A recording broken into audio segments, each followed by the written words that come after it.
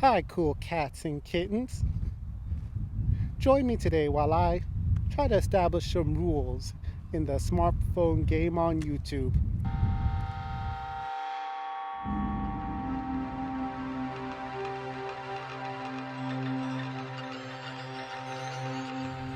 Imagine this scenario and it should be easy to imagine because I'm sure it's happened countless of times.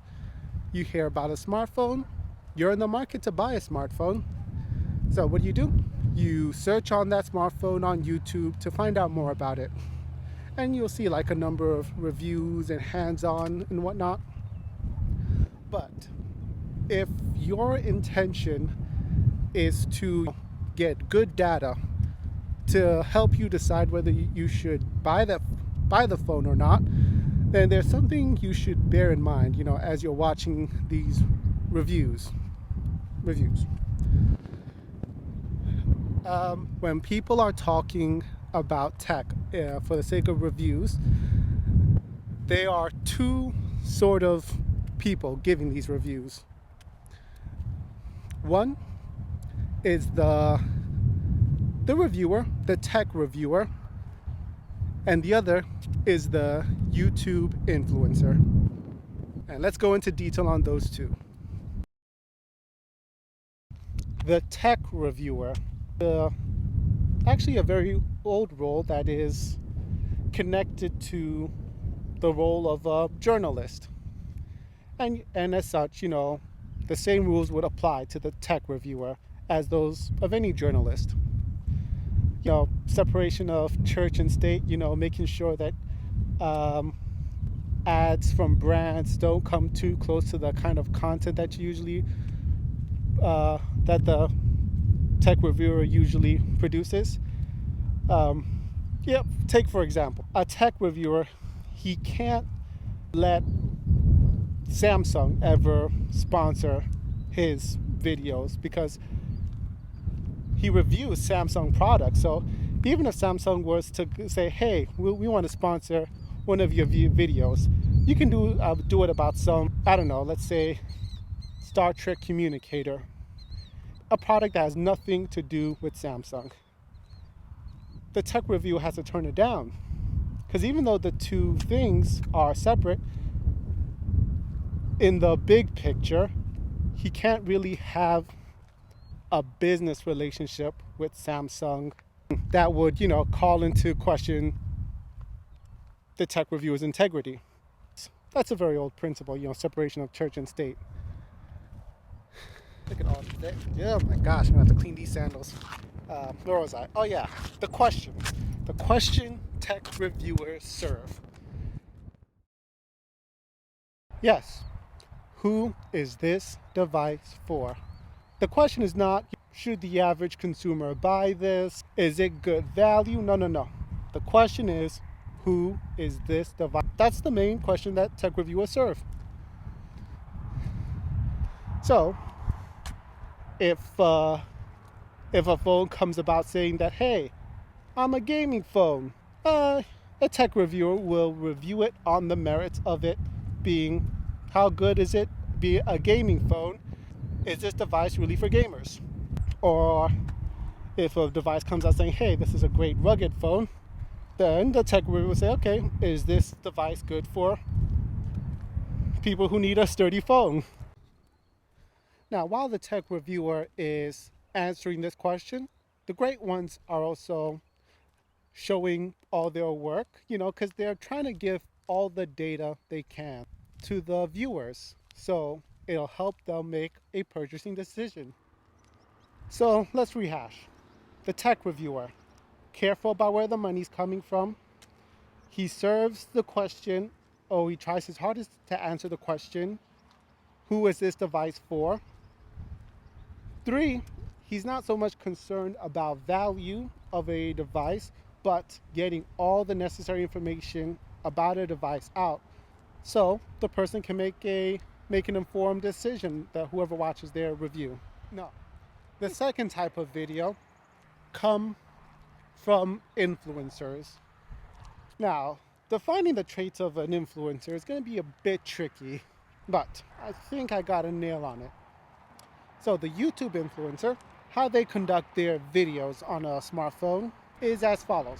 They do it from the standpoint of themselves. They mostly talk about their experience. That the number one thing that, in my opinion, makes a YouTube influencer different from a YouTube reviewer is the YouTube reviewer is trying to figure out who is this device for. The YouTube influencer is trying to figure out, is this device for the average consumer? Yes, you will hear that phrase from the YouTube influencer many a time. The average consumer. Well, the average consumer doesn't need the YouTube influencer is obsessed about this average consumer guy. Like, what does the average consumer ever did for the influencer? Makes you wonder. Another thing the influencer is actually seem to be very good at is telling the viewer what they do not or they should need or want in a product. They might even be telling their viewers that they should just get over a perceived flaw or absence of a feature on a product. So let me rehash to see if I got it all down for the YouTube influencer. They don't answer the question, who is this device for? The question they answer is this device for the average consumer? And they will look at a tech only from their own perspective of how they've used it. Basically, they just give their experience with a tech. And they might let their bias influence them more when they're selecting a tech to review / talk about, or how they even talk about a product. Now that I've given you these two types of people that churn out reviews on smartphones, what are their overall impact in the tech scene on YouTube? It's at this point that it's probably just conjecture on my point, so feel free to call me wrong. Just help me out and also say why, please. You see, if everyone was like a YouTube reviewer, then for all we know, smartphones in general there'd probably be more competition in the smartphone industry. I'll say it. I'll say it like that. If everyone was like a YouTube reviewer, there'll probably be more competition in the smartphone industry, and maybe even smartphones wouldn't have looked just like your regular glass sandwich. But we do not live in such a world, which means YouTube influencers are winning the game. And why do they win the game? Well, a brand is happier to work with a YouTube influencer, specifically the marketing department. They're able to generate the much liked buzz. So, I mean, in the past, well, I'm not going to talk about the past, but in this today's day, like if I wanted to promote my smartphone, what would be my choice? Give it to a YouTube reviewer that would give me an honest review, or look for that influencer who my device better tailors, and they can talk favorably about it, and talk to their audience, and just see those market numbers go up.